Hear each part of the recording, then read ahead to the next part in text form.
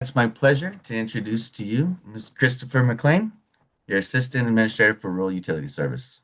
Chris? Thank you very much, Scott, and thank you to Team RUS for helping organize the second of our Wednesday webinar deep dives on the Powering Affordable, Reliable Technology Energy Program.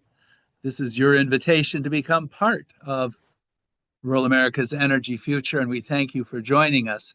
Those of you who might have been with us last week, the presentation material will be the same, and then we'll open the floor at the end to Q&A.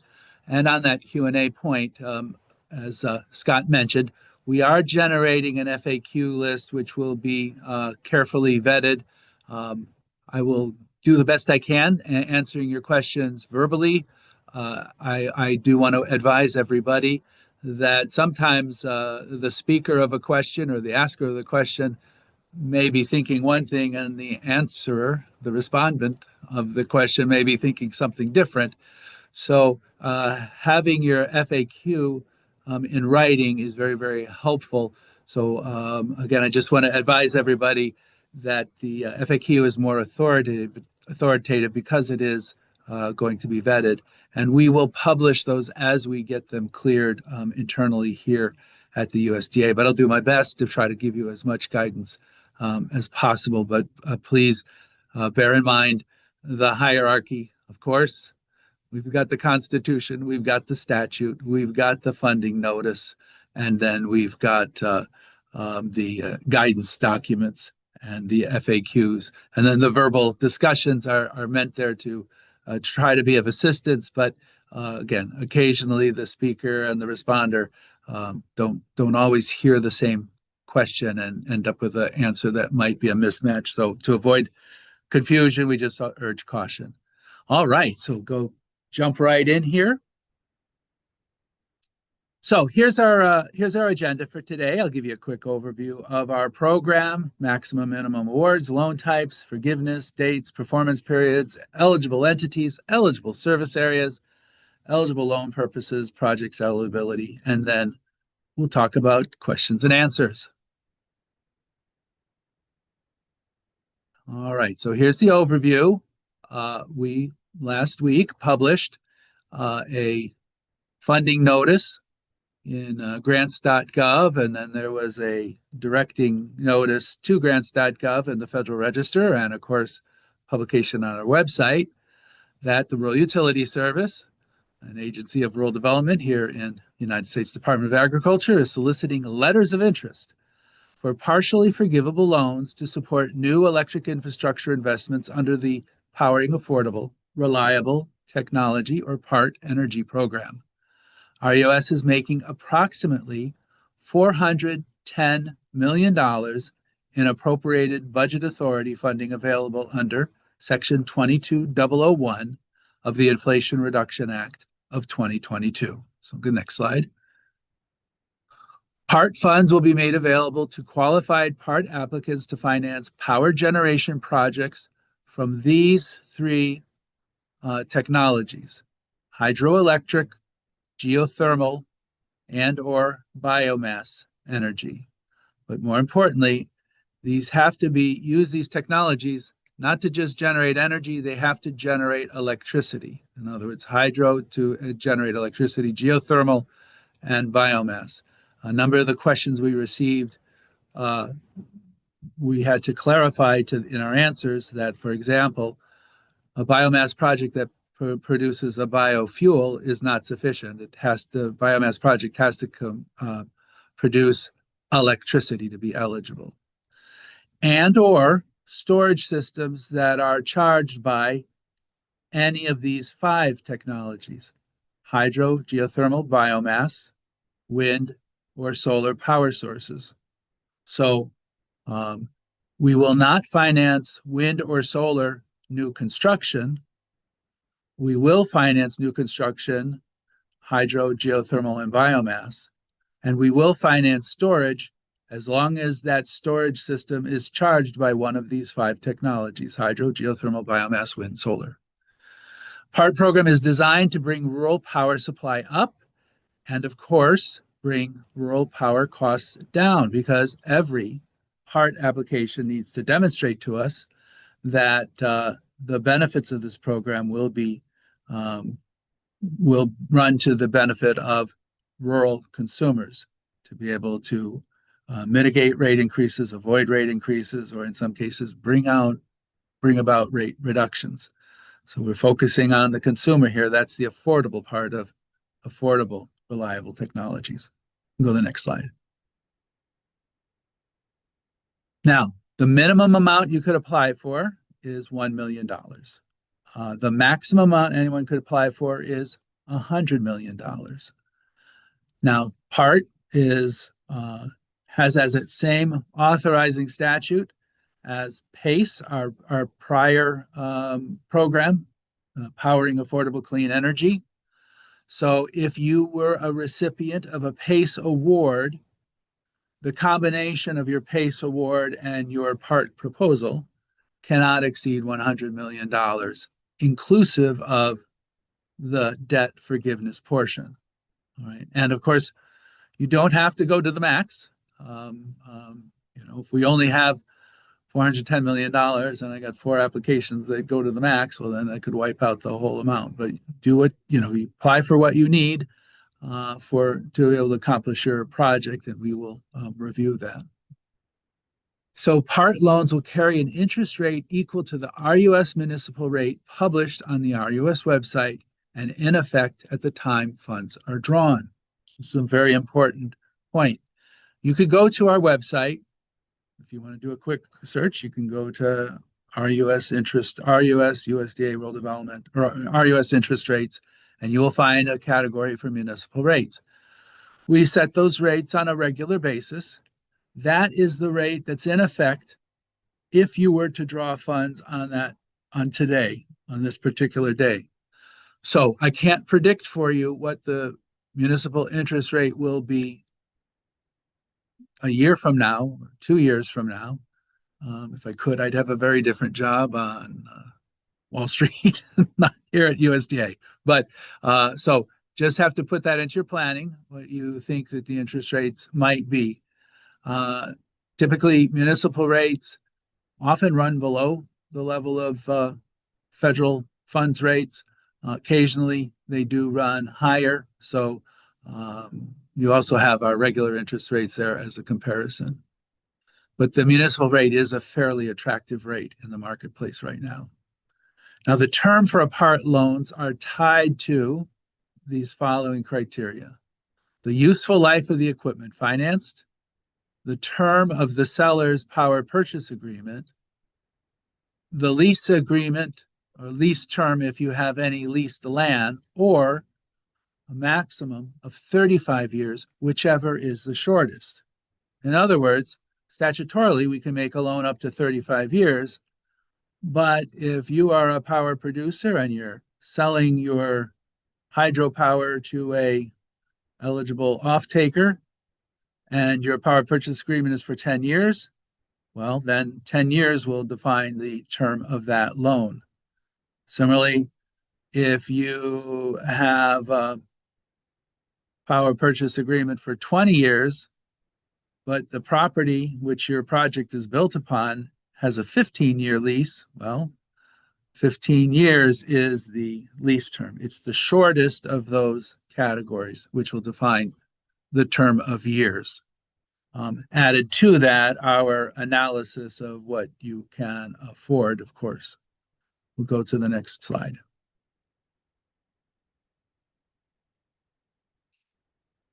Now, loan forgiveness. Those of you who may remember the PACE program or participated in the PACE program, we had a relatively complex matrix of 3 different levels of forgiveness with different criteria.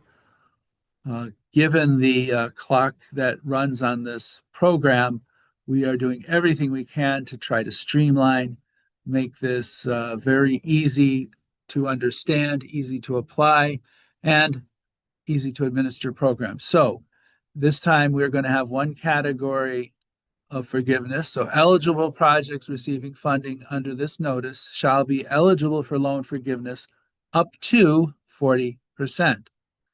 So that's the maximum level of forgiveness. You can, of course, ask for less, ask for what you need, but we cannot exceed 40%, as we did in the PACE program. But in part, under this funding notice, 40% is the max. Our estimated date of making awards is realistically in the spring or summer of 2027. Of course, that will be dictated by the number of applications we get. So if I only get 4 applications, well, that's going to be pretty quick work to be able to rank them and score them and determine whether they'll be worthy of getting an invitation to proceed and eventually offer. So they may go quicker. If I get hundreds of applications, it may go longer. But it's very, very important to bear in mind that as we make awards and as you plan your projects and plan your work schedules, that you keep this next point completely in mind. Under the statute in the Inflation Reduction Act, under 22001, projects must be completed and funds must be dispersed before September 30th, 2031. Now, that is the statutory deadline. I want to assure you and warn you that the agency will set a last day of advance deadline in any loan agreement that we reach that will be substantially prior to September 30th, 2031, because we can't have dozens, if not hundreds of projects coming due all at the same time at the very, very end of the fiscal year. So please, even though the statutory deadline is September 30th, you need to be able to plan your projects so that they can be complete and funds can be dispersed before September 30th, 2031. So again, we're looking somewhere in the early part of 2031 because it's fiscal year, not calendar year. Our fiscal year starts on October 1. If you have a project that's not been obligated, even if you spent years working on it, and the clock ticks over from September 30th, 2031 to October 1st, 2031, that money evaporates, and so does your application, absent any other changes in law going forward. So please bear in mind, I hate to use the phrase shovel ready, but please bear in mind that the projects you propose are projects that can be completed well in advance of 2031. Next slide.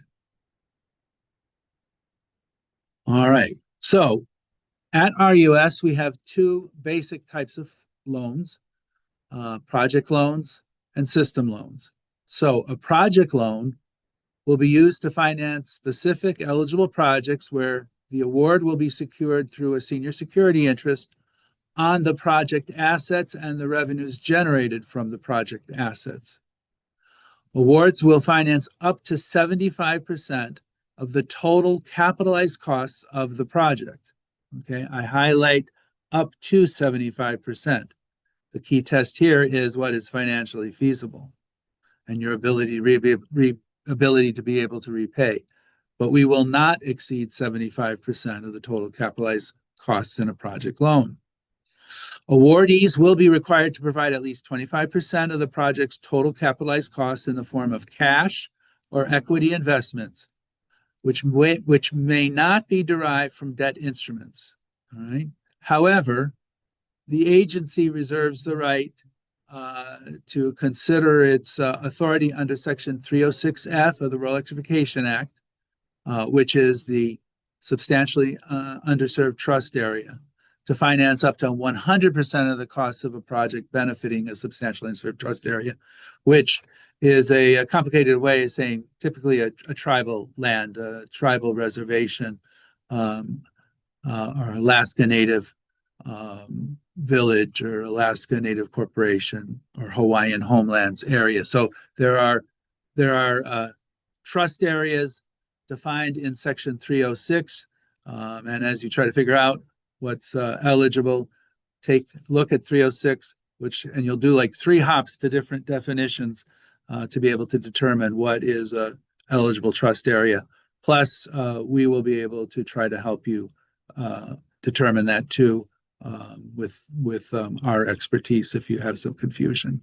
And if you do assert SUDA eligibility, you need to do that in your application. And remember, even if you ask for it, the authorities in SUDA are completely discretionary with the administrator. So we'll go to the next slide.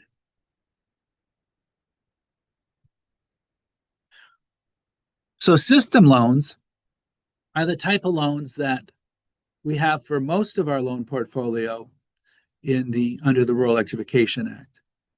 System loans are only available to currently operating electric utilities. The part applicant will provide, if it has not already provided, because it is an RUS borrower, RUS with a perfected senior lien on all of its existing assets, both real and personal, including intangible personal property, as well as after acquired property. Now, that first lien can also be a shared first lien pari passu with other lenders, but the U.S. government, RUS, USDA, needs to be in a first position or a shared first position. And of course, those assets have to be adequate to be able to back this loan as well as your other indebtedness. So we will scrutinize system applications as well as project applications. Now, the difference is in a system loan, again, only available to operating electric utilities, is that the system loan may cover up to 100% of the project costs. Why? Because we have a lien on all of the applicant's assets, and we are actually leveraging the equity that that utility has in its whole system. So yes, we're financing 100%, could finance 100% of the cost of the project you're applying for, but we are taking our security from all of the assets of the utility. And added benefit of being a system borrower is that the agency will consider requests to make progress payments for loan funds if you are a system borrower and it is financially feasible. So you could submit invoices as they're incurred, again, with the agency's advance approval for construction for progress payments while you're under construction. Now, for both system and for project loans, the forgiveness will not occur until the project has been completed and validated and approved and operational. In other words, you earn your forgiveness by completing your project successfully and demonstrating that it works as promised. Next slide. All right, eligible applicants are very similar to other RUS programs, including the Rural Electrification Act programs. You do have to be in the business of providing electricity, either as a generating entity or as a utility serving end user customers or distribution utility. But you can be a for-profit organization. You can be a state and local government or a utility district. You can be a tribal utility, Alaska Native Corporation. We did get a question about Hawaiian homelands. We can of course serve Hawaiian homelands, and an entity that is owned by someone who is Native Hawaiian, of course, could also apply as well. And then nonprofits, electric cooperatives, and certificated electric utilities are eligible to apply, provided you're able to demonstrate that you have expertise and capability of being able to carry out the project, and that you have authority to operate in your capacity. There's a power producer or a electric utility. So go to the next slide. The other key area here is, well, what is an eligible service area? So we are relying on some of the definitions that we have previously established, but electricity generated or stored from facilities shall be provided, and this is from the statute under the Rural Electrification Act, Section 317, to rural and non-rural rural and non-rural residents in eligible service areas. All right. And so we made a determination that the split between rural and non-rural residents must be at least 50% rural. Because we understand that combined service areas often are very beneficial to rural areas in terms of cost sharing and rate making. On the other hand, we are the rural utility service, and we are expected to be able to provide services to rural areas. So your rural area must be at least 50% rural percentage, calculated on the service area that you intend to serve. Now you'll have two methods of your choosing to be able to demonstrate your ratio of rural to non-rural customers. So the first would be by the population located in your service territory. Draw a polygon around your service territory and do a calculation of what the Census Bureau says is your population, and we can divide them into those that meet the rural and non-rural test. And then meters could be the other alternative, the number of meters served in rural and non-rural areas. You elect which one you choose, but be sure to inform us which one you're choosing so that we can check and double check and validate your numbers. Next slide, please. So here's how we come about as to a rural determination. Right? So, and if you are a current or former RUS or REA borrower under the terms of the Rural Electrification Act, you are deemed to be rural under this notice for your own service territories. So if you are, again, if you are a current or former RE Act borrower, your entire service territory is automatically deemed to be rural for the purposes of your application. If the part applicant is not a current or former RUS or REA borrower, we will make a rural determination. We'll identify the service territory where electricity will serve, and then we will again determine based on census data what is rural, what is non-rural, and then be able to come up with a ratio. And again, if you're over 51% or 50% plus one rural, you're good. If not, you would be ineligible. For example, you could not propose, even if you were having a hydro project in the very most rural parts of Illinois, but that hydroelectricity was designed to serve customers in Chicago, Illinois. Well, that would not be eligible because Chicago is clearly not a rural area. So we'll go to the next slide. So the loan purposes, as we talked about at the beginning, are energy generation, which we call the RER, Renewable Energy Source, and it is limited in this funding notice to 3 technologies: hydropower, biomass, geothermal. Those are the sources of energy.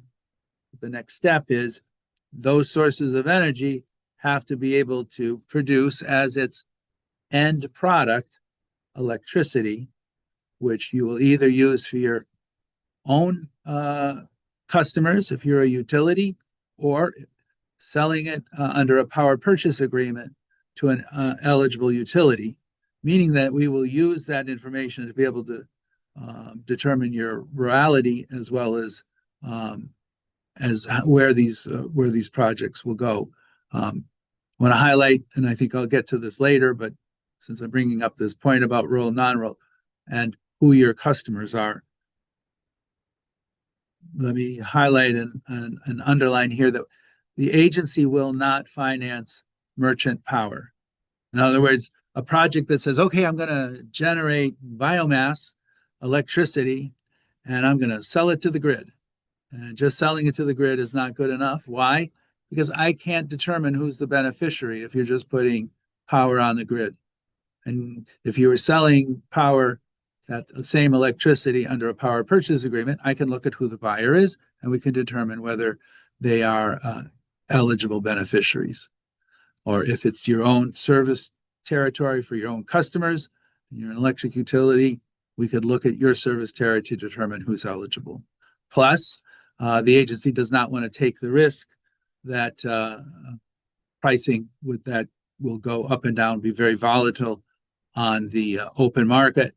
The other key advantage of a power purchase agreement, or if you are a utility yourself, if you've got rate making power, if you're a utility, and the power purchase agreement defines the price and the terms of that energy purchase so we can make a financial decision as well as an eligibility decision. The other eligible purpose under the PART program is that you can have an energy storage system. And it's energy storage. It's not necessarily batteries, but it has to be an energy storage system that, again, has as its output electricity, but that storage system must be charged up by one of the 5 eligible technologies under Section 317, as we discussed, which again, hydro, biomass, geothermal, and then plus wind or solar, where we will not be financing any of the wind or solar construction costs. The reason we added wind or solar to the eligible entities for being a source of charging power is that those storage systems actually add to the reliability of those existing or proposed wind or solar projects so that they can be dispatchable when the wind doesn't blow or the sun doesn't shine. But we will not be financing wind or solar new construction. Next slide, please. So I've talked about power purchase agreements. So if you are a generator, a generating utility, or a developer who's generating power, you would have an agreement with an off-taker, and that is under a power purchase agreement. It's a binding agreement executed between the part applicant and the off-taker, under which the off-taker agrees to purchase and receive from the part applicant the electrical capacity and associated energy produced by the project at a predetermined price and term. So you can see why that's so important to us, because that is key for us to determine financial feasibility, and the agreement itself is a thing of value. The power purchase agreement may include other transactions such as selling and purchasing of environmental attributes or ancillary services such as voltage regulation, synchronization, contingency reserves. And it also may include either separately or incorporated into the power purchase agreement the cost of transmission, if there's a third-party transmission entity in between the production and off-taker, so that that also could be part of your recoverable, could be part of your power purchase agreement that you could recover from your customer. So next slide, please. So projects can be developed by eligible applicants developing new renewable power generation under this notice from again, eligible renewable energy resource and an energy storage system for use by off-takers through a PPA or a similar financial guarantee that ensures financial feasibility. So there are financial arrangements that are comparable to PPAs, which we would be willing to look at, but they need to have kind of the fundamental principles of us being able to determine the term, the price, the cost, and the ability to use the revenues from that power purchase agreement to be able to repay your loan. And new facilities that generate electricity from eligible RERs, including facilities that store and transmit electricity that support such assets. However, we will not approve financing facilities that will violate the terms of a part applicant's existing wholesale power contract. So, for example, if you are, let's say, a distribution cooperative that's part of a generation and transmission G&T, we will not give you a part award if you operating that part project would put you in violation of your wholesale power contract. So we do not want to be involved in interference with the previously existing contract. So anything that you would do would have to comply with your current wholesale power arrangements, whether that's from TVA or from WAPA or from your, let's say, a G&T if you're a cooperative. We'll go to the next slide.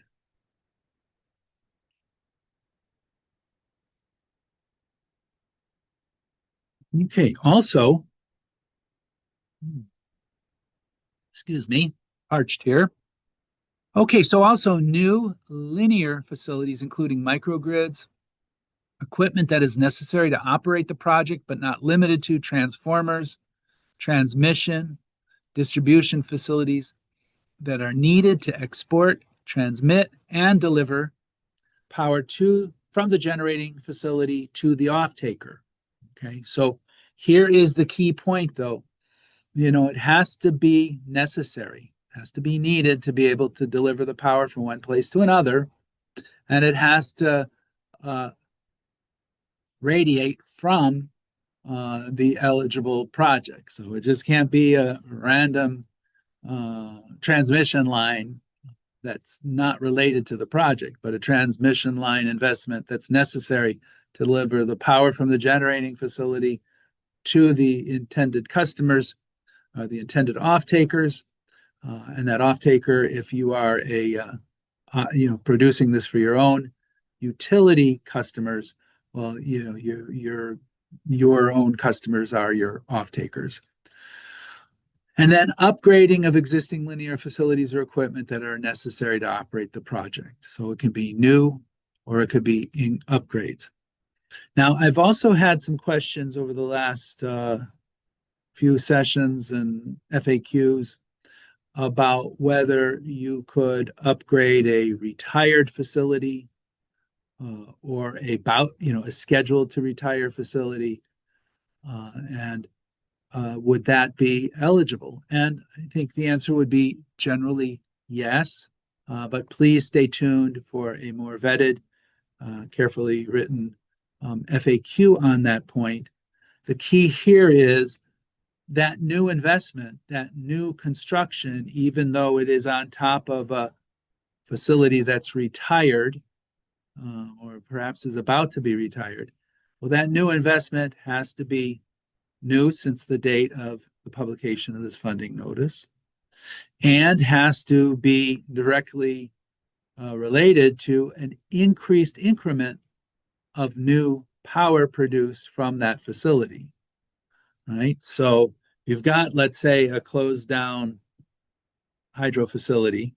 It's been retired, it's been closed, but you wanted to invest in turbines to be able to take that dormant hydro facility and bring it back to life. Well, that's new investment, that's new construction, and you'd have to demonstrate that that would produce a new level, a new increment of eligible renewable energy resources. So that new construction can be new construction on an existing facility, provided that you can demonstrate that's an addition. I need to be able to also have a clear distinction between what is an operating and maintenance expense that you would typically do to a facility just to keep it operating at its normal level versus something that is a major new investment that produces a meaningful increase in renewable energy from that facility that we can measure and be able to determine the reasonableness of the investment and costs. Next slide.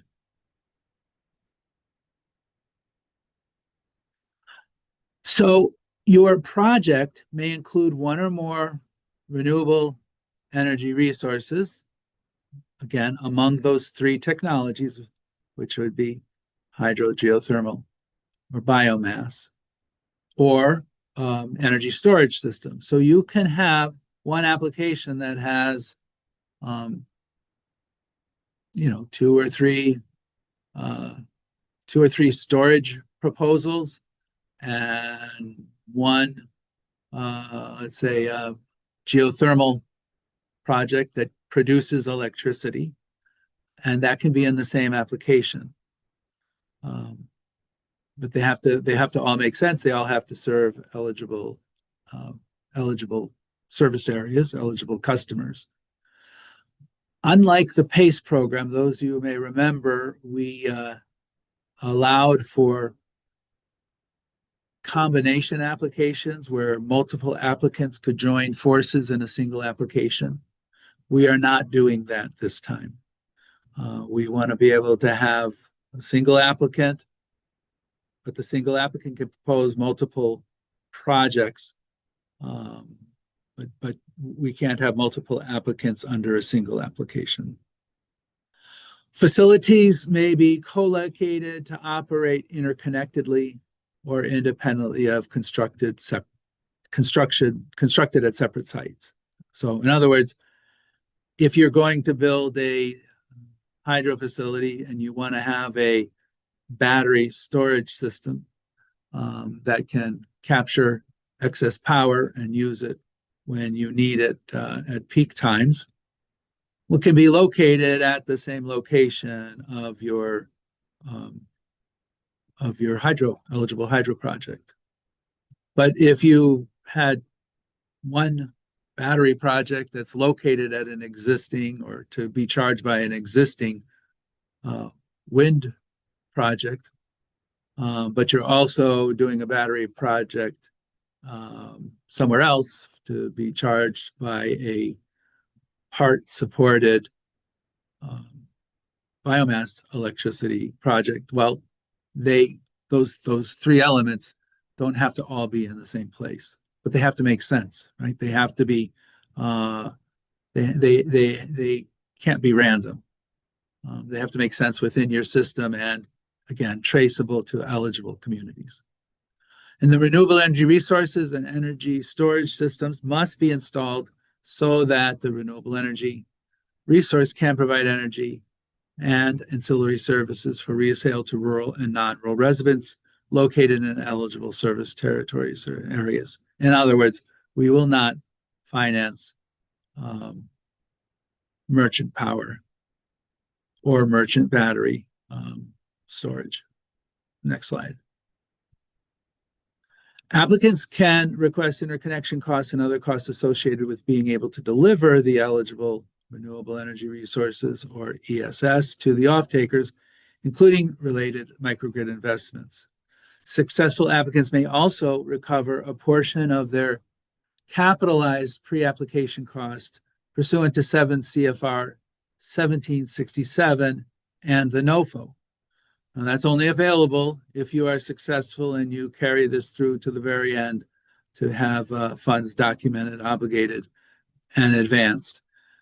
To apply, you're incurring those costs at your own risks.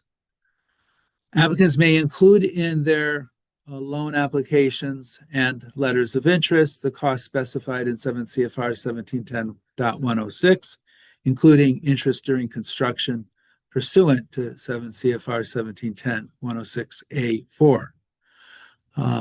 So to the extent you have to procure an interim financer, because let's say you're doing a project loan, you can recover your interest expense if you bring your project to completion. If your project crashes and burns before it's completed, you're on the hook and you're at your own risk. And then forbearance. I know that for renewable projects, we often have forbearance requests to be able to preserve tax credits. This is a non-negotiable mandate that we have from the Office of Management Budget in order, as well as from the Office of General Counsel, in order to be able to comply with our Treasury offset and do not pay programs for avoiding waste, fraud, and abuse. So we cannot approve a forbearance period that is beyond 6 months. It is possible for us to consider rolling forbearance periods, but we will not exceed the 6-month limit that has been required of us by our Office of General Counsel. Next slide, please. All right, so how do we begin to get money out of the PART program? It's a two-step process, much the way the Rural Electrification Act works, much the way PACE and New ERA worked. So you start with a letter of interest. It's generally a narrative text with detail about the who, what, where, when, how much, how long it's going to take to build, all the core information. And those letters of interest will be submitted through grants.gov. There are also required extra materials, supplementary materials like financial statements, etc. So that's part of the first step of this process. So we'll intake the LOIs, letters of interest, into the grants.gov portal. And we will consider those on a rolling basis as they'll be kind of come in, be ranked as they come in. We will also eliminate from the queue any application that's incomplete, that is on its face unfeasible or ineligible. They will be rejected from the get-go and removed from the consideration queue.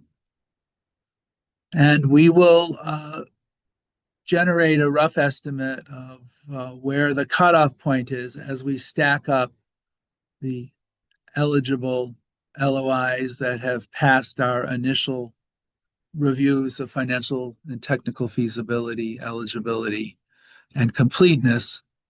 And the administrator has the right, I think we'll get this in a later slide, to take into account geographic diversity as well as substantially underserved trust area eligibility, which could allow projects like that jump to the head of the line, perhaps because we didn't receive any applications from one region of the country, and there's a quality, high-scoring application that is in a part of the country that didn't have any representation, or under the substantially underserved trust area. One of the discretionary authorities the administrator has is to be able to give a SUTA application the highest funding priority, meaning it can jump into the line. But we will line everybody up. We'll present to the administrator the funding queue, and we will explain the recommendations, or the administrator himself may have ideas about geographic diversity or SUTA eligibility. And we will line up the projects into a queue. We will do a rough determination of how many dollars that queue would consume, and calculate a preliminary cutoff level. So those that have survived the preliminary screening will then be invited to proceed to submit a full application, provided they are above that cutoff line. Now, if you're below the cutoff line, all hope isn't lost. We do have projects that fall out or are later to be determined to be ineligible, and then potentially the next in line could move up into the invitation circle. Now, all of this depends on how many applications we get. Again, if we get a small number of applications requesting a small amount of money, this may not be relevant. If we get a large number of applications requesting a large amount of money, well, then where that cutoff line will be determined.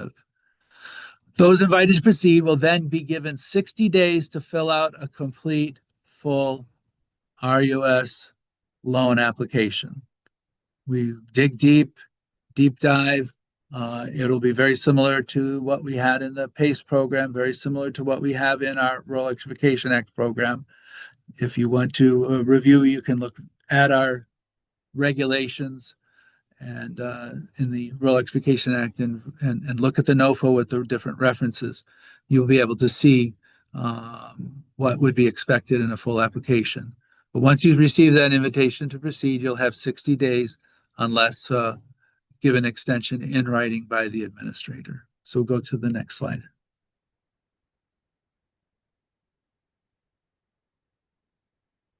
Every part program project has to go through environmental review. And that sometimes environmental review is complex. Sometimes that environmental review can be relatively quick. One advisory to folks that were familiar with the environmental review process under the PACE program, since PACE funding notice closed and the part funding notice opened, the United States Department of Agriculture has published a new departmental-wide environmental regulation. So instead of going to 7 CFR 1970, you would go to 7 CFR 1B, which is the new departmental regulation. In many respects, it's very, very similar. In some respects, it's streamlined from what we had. But please bear in mind that it is slightly different, and your projects do have to go through environmental review. As we have done in the past in the Reconnect broadband program in telecommunications and in the PACE and New Era program here in the electric program, the RUS administrator does, under the new environmental reg, as well as the old environmental reg, the discretionary right to be able to obligate funds conditioned on the completion of a project's environmental review. However, the environmental review must be completed before the end of the next fiscal year after the obligation date, and construction cannot commence until RUS clears the project's environmental review. Furthermore, no funds will be advanced until the environmental review is completed and cleared. So this is a very, very important factor to bear in mind as you prepare your projects. You have to build in the time it will take to be able to complete environmental review, and not just any environmental review, but it has to be an environmental review that RUS clears. So you may have a project that has, let's say, environmental clearance from the Federal Energy Regulatory Commission already. That could be helpful, but in and of itself, it's not sufficient. RUS environmental team needs to look at that. They're under the Environmental and Historic Preservation Division, EHPD. They're part of the water environmental programs, so they're separate and distinct from the electric program. But please work into your construction schedules and your project proposals the time it'll take for you to get all of your permits and environmental clearances necessary to be able to complete the project on this tight time frame that we have before us. Once you receive your invitation to proceed, we really recommend at your earliest convenience you contact the EHPD group at RUS. It's headed by my colleague Joe Ranson, and start your discussions on what you need to be able to complete environmental review so that you can get your projects underway.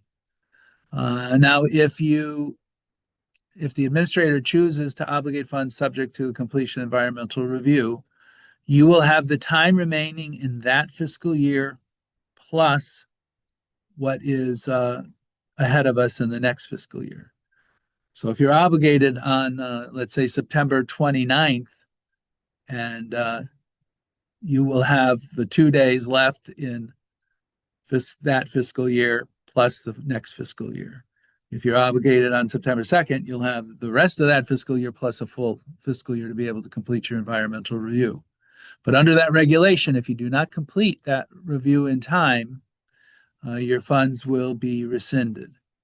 Now, it's not impossible that we couldn't deobligate and reobligate those funds, but you are at risk that those funds may not be available at that time or be available at the subsidy rate that's in place at that time.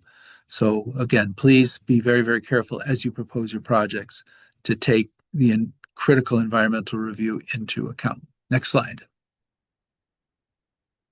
So I've been implying this as we go along.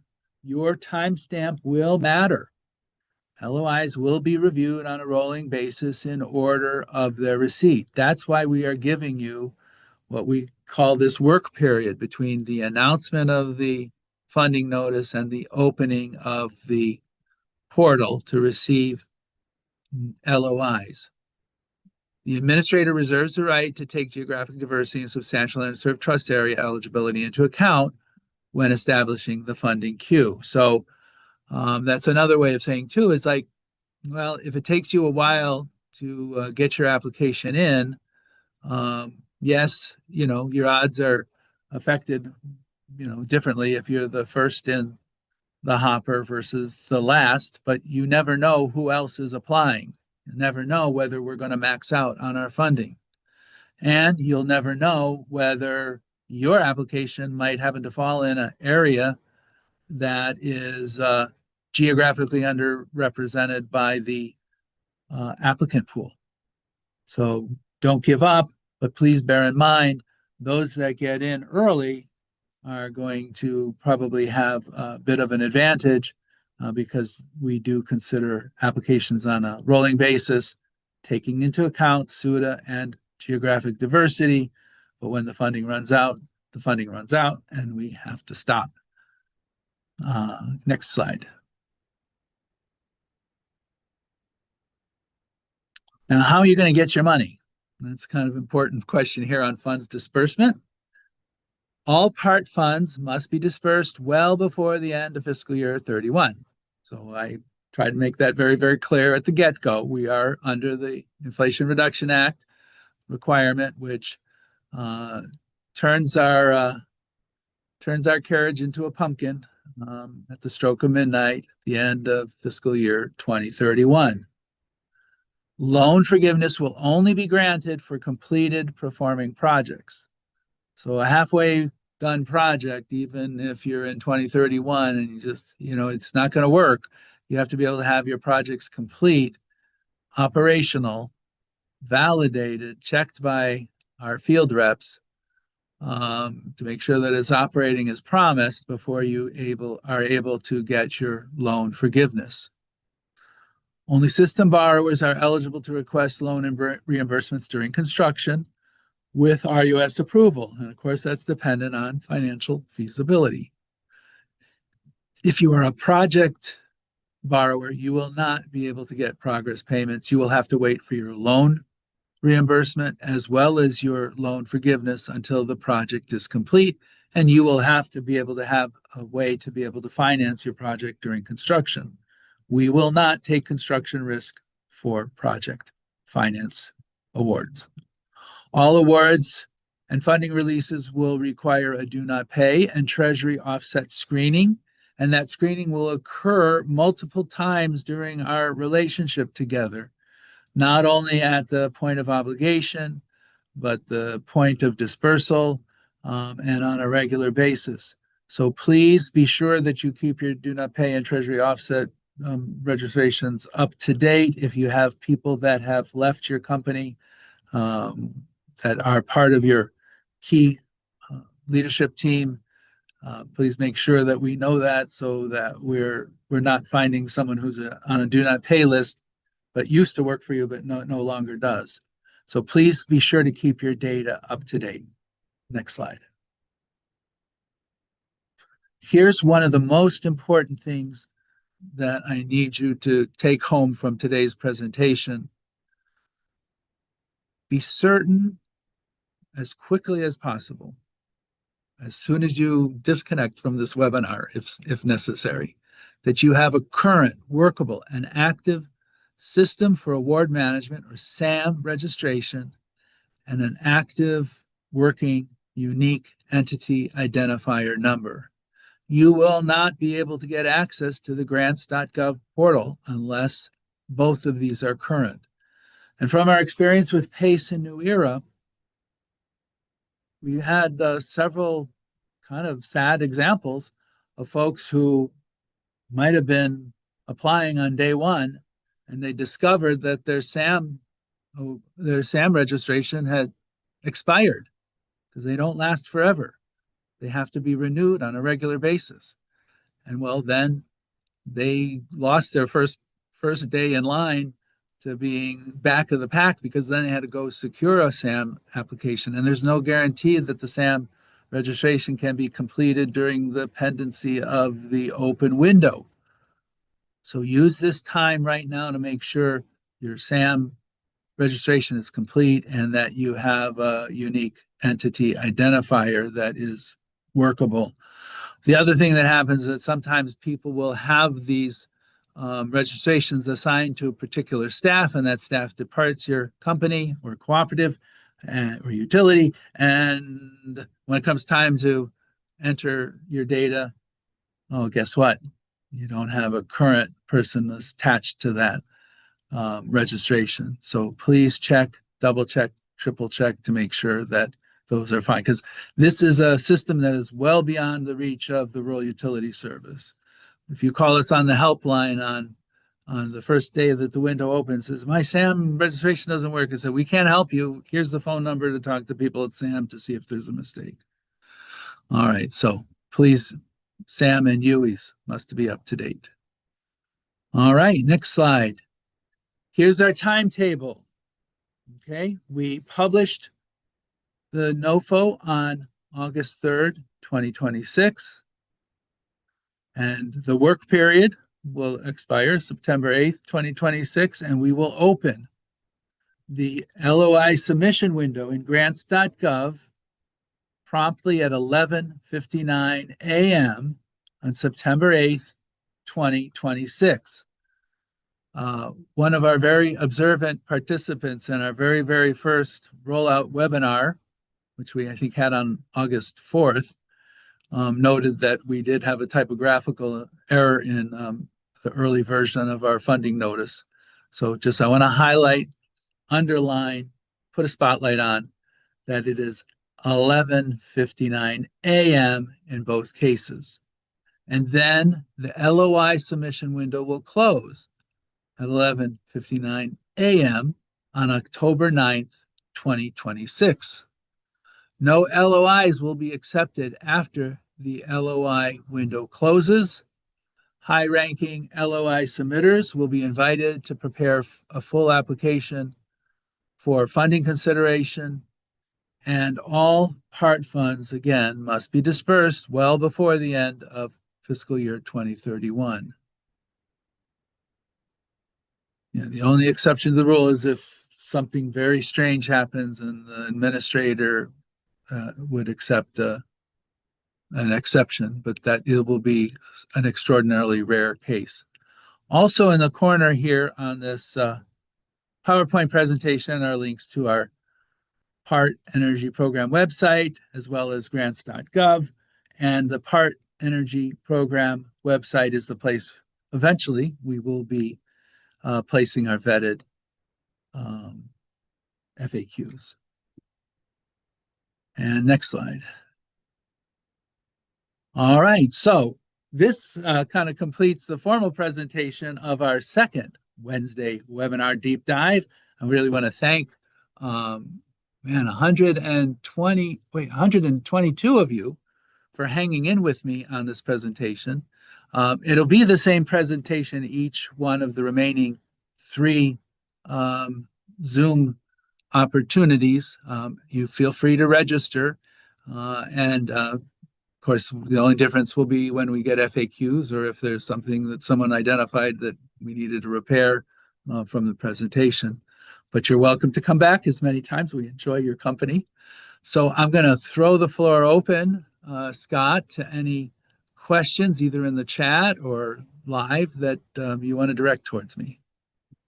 Sure, Chris. Yeah, thank you. Yeah, we have quite a few questions coming in the Q&A, so I'll get to those in just a second. I just want to remind the audience that if you want to ask a verbal question to Chris and the team today, go ahead and raise your virtual hand. It'll be located in the center of your screen there.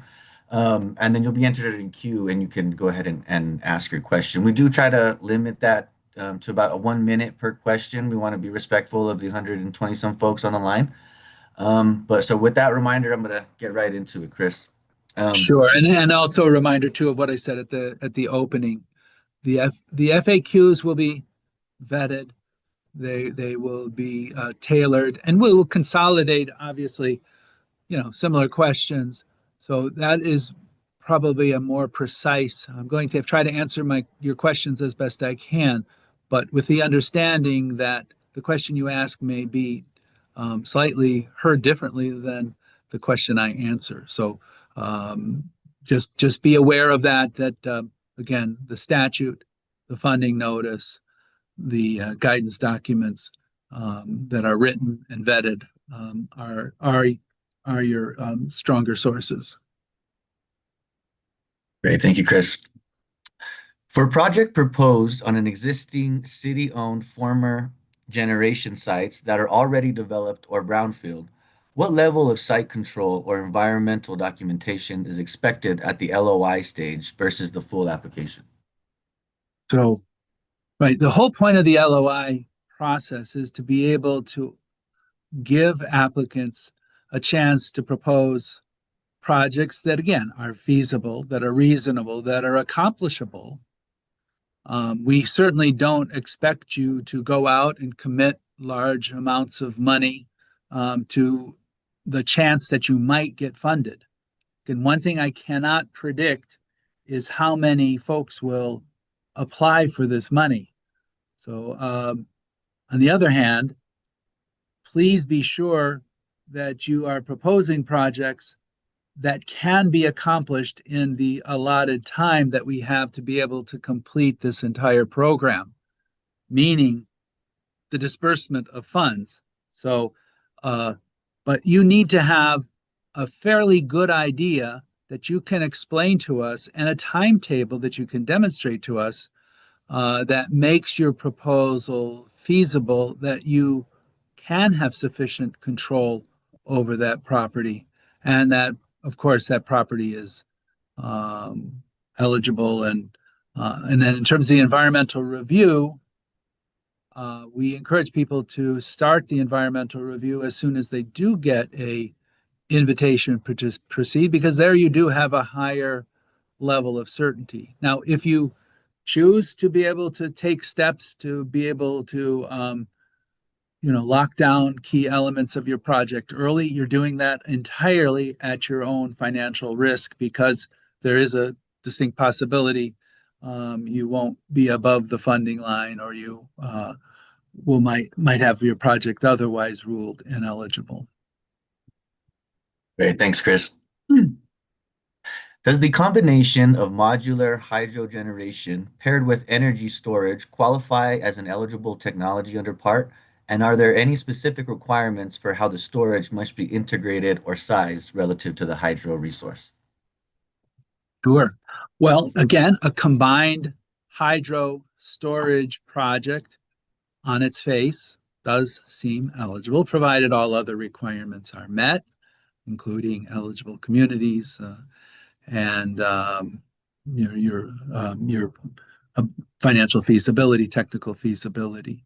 But the key element here of renewable energy resource and a storage, the storage system must be charged by an eligible renewable energy resource. So it can be charged by that hydro project, or it could be charged by other, one of the 5 other technologies we've discussed here.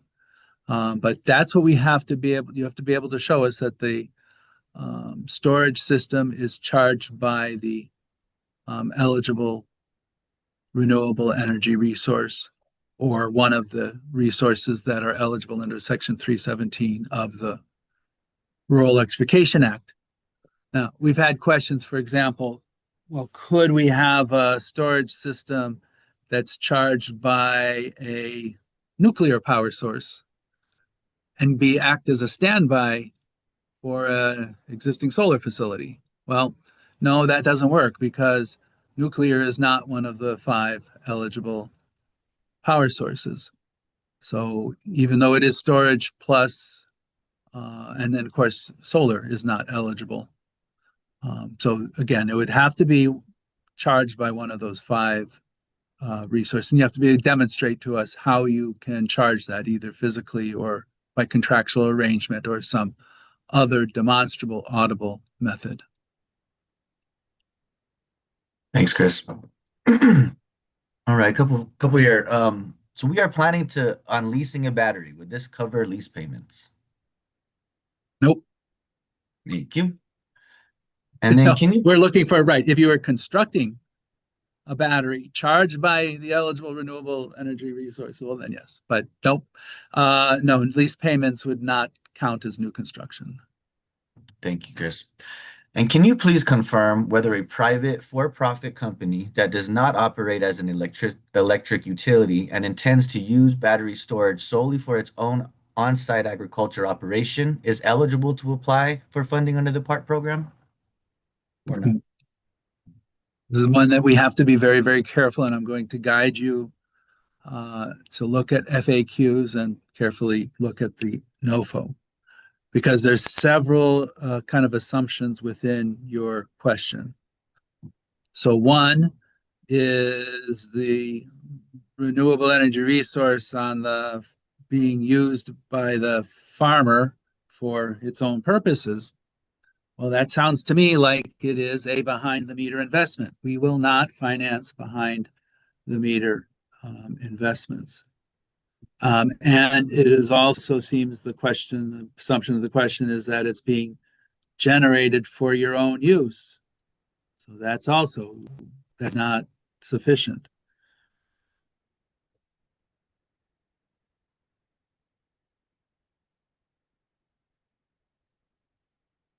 Yourself, so you're not selling it to, it's not for resale, you're using it for your own purposes.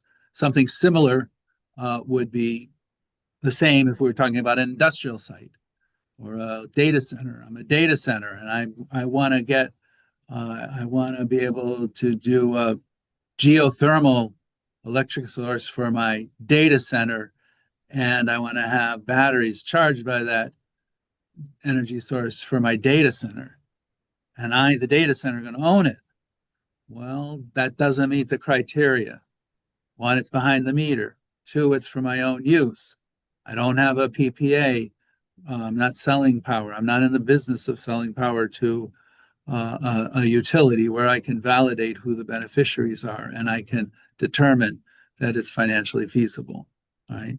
So the key point in the statute is the power is made available for resale to rural and non-rural residents, highlighting the term residents, not just industries, not just your own use. So behind the meter is not eligible.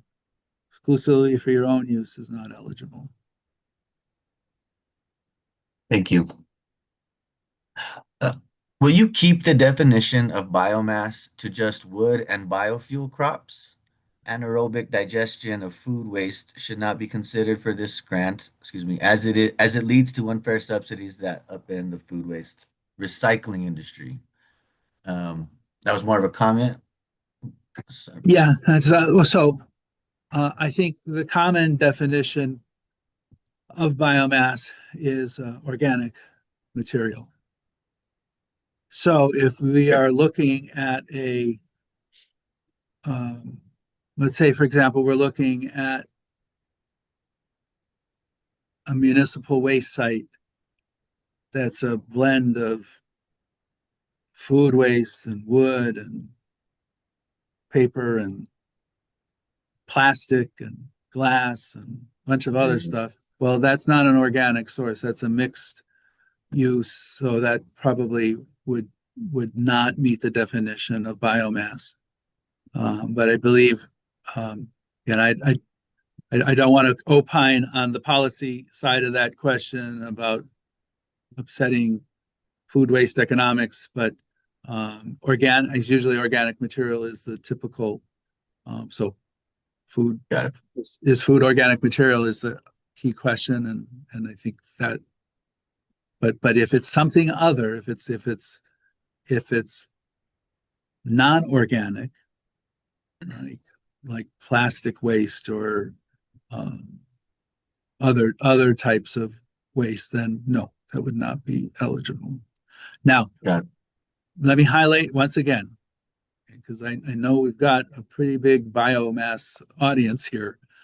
Um, the end product of the project must be electricity.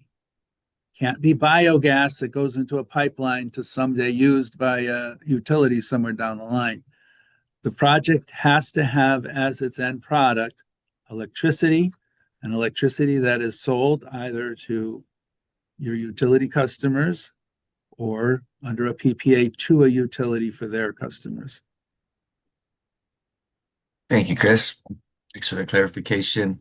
Can this program be, okay, pardon my not knowing the jargon here, but can this program be used to supplement a state grant application for a 5 MW/20 MWH BESS that may not be 100% funded?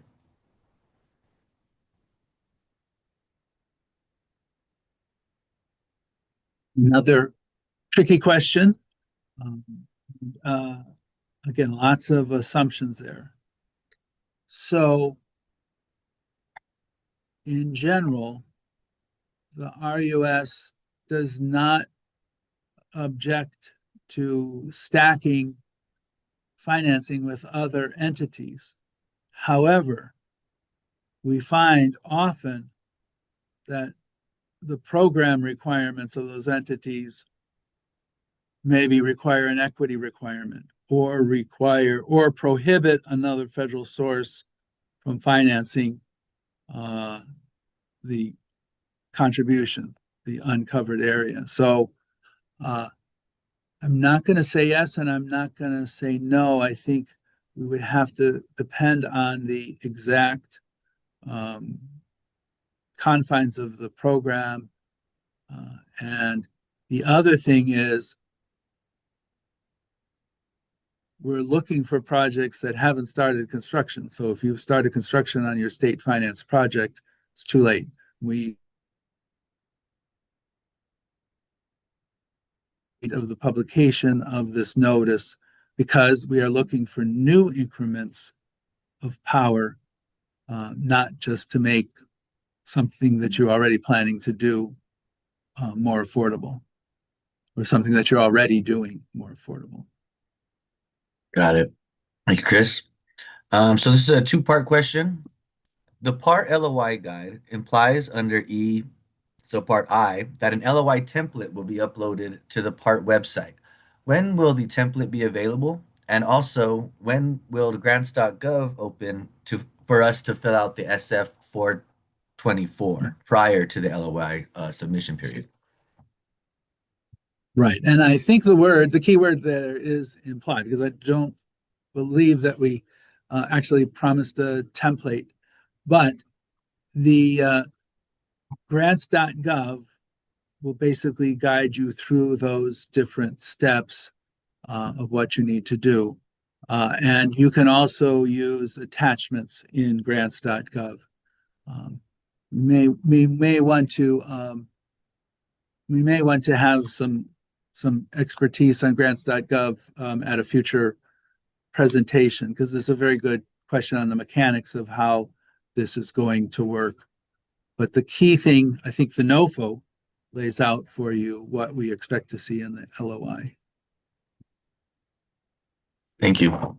So in regard to AI, advanced controls, if advanced AI-enabled optimization for digital twin controls are integrated into a Hydro Plus storage microgrid to improve dispatch, resilience, and firming, can those controls be included as part of the part eligible project cost, or must they be funded separately?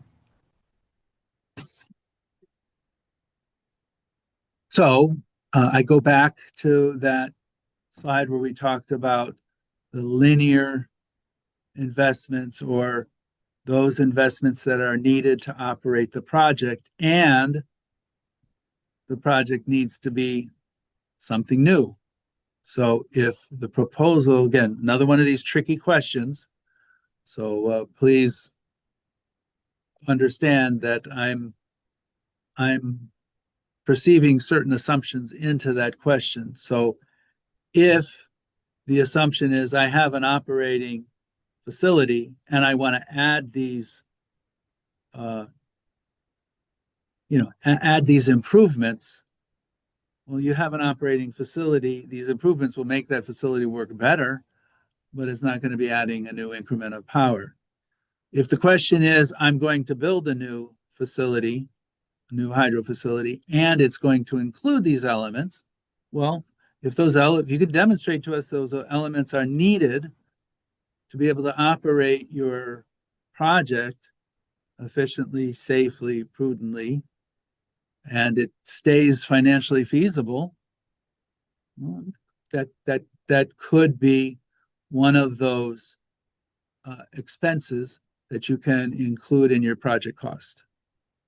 But again, bear in mind, if it's an addition to something that already exists and already is producing electricity, well, doesn't sound like that's going to get across the finish line. Thanks, Chris. Okay.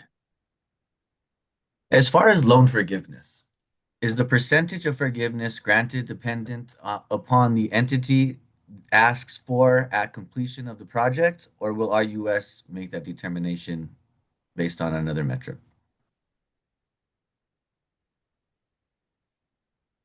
The one clear objective metric is the forgiveness cannot exceed 40%. Okay, so the agency controls its offer through the letter of invitation. The letter of invitation will say, you are being invited to apply for whatever description of your project, and you are being invited to apply for a debt forgiveness of X%, which will not exceed 40%. So the agency controls what the offer will be. My advice to applicants is to ask for what you need, but know that you can't exceed 40%. And one of the most important elements too is you have to be able to demonstrate that the debt forgiveness or participation in the program in general is to the benefit of your consumers. Thank you. Moving along here. Got 10 more minutes, Chris. Do you want to encourage folks? Go ahead and raise the hand. Keep getting those questions. Sure, whatever. Yeah, I'm game. We can use the time however the audience feels appropriate. That's great. I'm trying to filter through. Some of them are very project specific, so I just want to get Yeah, that's the tricky thing. One thing we can't do in the FAQs and even in these because these questions are very helpful to us. So, but I can't pre-qualify you for the program, right? You have to read the NOFO, read the guidance, read our published information, read the reference points to make sure that you are compliant. But I can't say, oh yeah, no, you're going to get in, because there's just too many variables. Sure. Well, we do have a hand raised, and then I'll get back to we have plenty of questions, so I'll get back to the questions. But I'm gonna Sure. go ahead. I'm gonna go ahead and allow Kyle to unmute himself and ask a question. Kyle. All right. Thank you, Kyle. Yeah, thank you, Chris. My question is for utilities who are not currently RUS borrowers. Can you expand a little bit on sort of what kind of additional strings might be attached as far as if we were to get a project loan? Okay, so a project, Yeah. okay, project loan, right? Yeah, I'm just kind of curious if that would subject you to being under the full requirements of RUS, or you could just explain that a little bit. Well, sure. I mean, you will become part of the RUS family of borrowers and part of our oversight. These are loans, even though they're partially forgivable. Again, the loan term can go as long as 35 years, depending on what the particular specifics of the project are. It's kind of a joke probably some of you on the call have heard me make before. Like when you make a grant, it's like dating, but when you make a loan, it's like getting married. So for a project loan, we will take our security interest from the project, not the entire system of the utility proposing the project. We may ask for additional credit support from the project to be able to achieve financial feasibility, because we want to be able to look at the ability to be able to repay. So if the ability to repay, let's say from a subsidiary or from a project itself, is limited, and it's not necessarily financially feasible in and of itself, or has a heightened level of risk, we may ask for additional credit support to be able to support that proposal. We certainly may ask for sinking funds or depository accounts that hold funds to be able to finance replacement parts if necessary for a particular project. So sure, you'll be part of a government program, you'll be part of government oversight, you'll have to validate to us that you're not on a do not pay list or a treasury offset list. Each time you try to draw funds, you'll have regular reporting requirements to us to be able to ensure that the project is operating as promised. And of course, you'll have to pay back the loan to us according to the terms and conditions of our agreement with the U.S. government. Okay, thank you. Yeah, sure.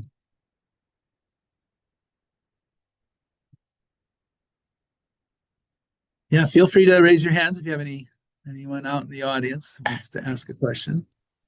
Got one more. Yeah, thank you, Kyle, and thank you, Chris. If a battery energy storage system is not located on the same site with the RER, but is connected to the same electric network, what information will RUS require to demonstrate the RER is charging the BESS?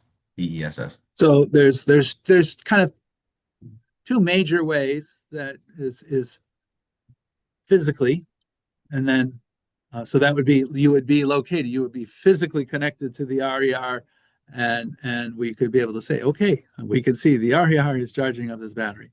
Then there's also contractually, where you can procure the power to demonstrate that you are buying the power, and that power is contractually committed to the capacity of those storage systems, or something of its equivalent.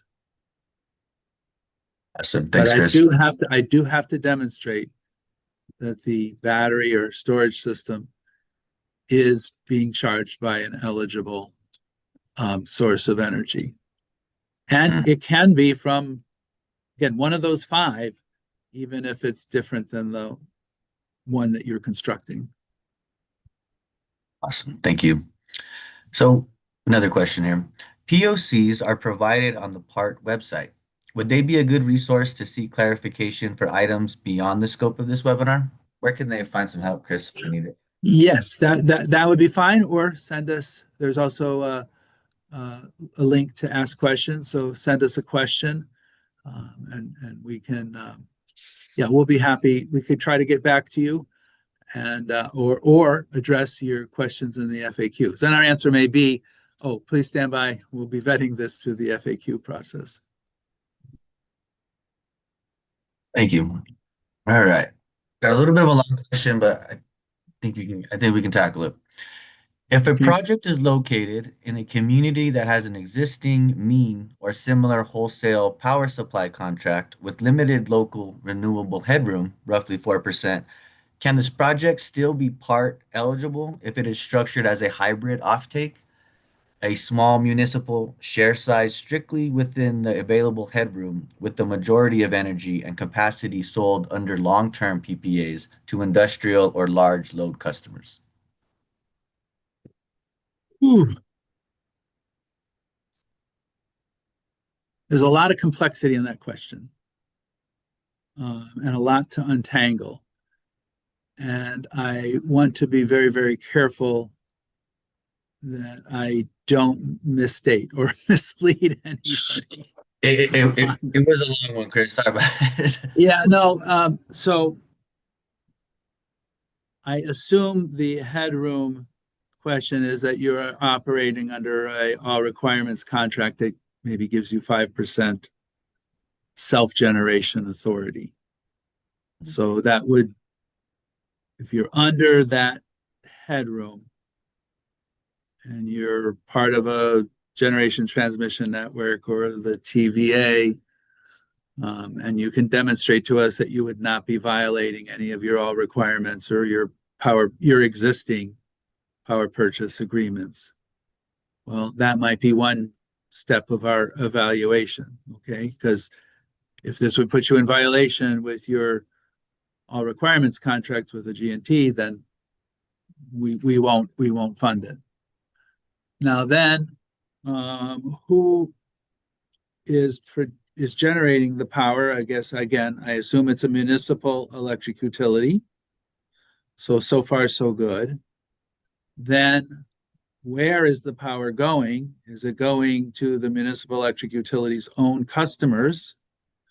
And if the answer is yes, are those customers in an eligible service territory? In other words, do you have sufficient rural composition of your service territory? And then if you're directing that power to an industrial user within your service territory,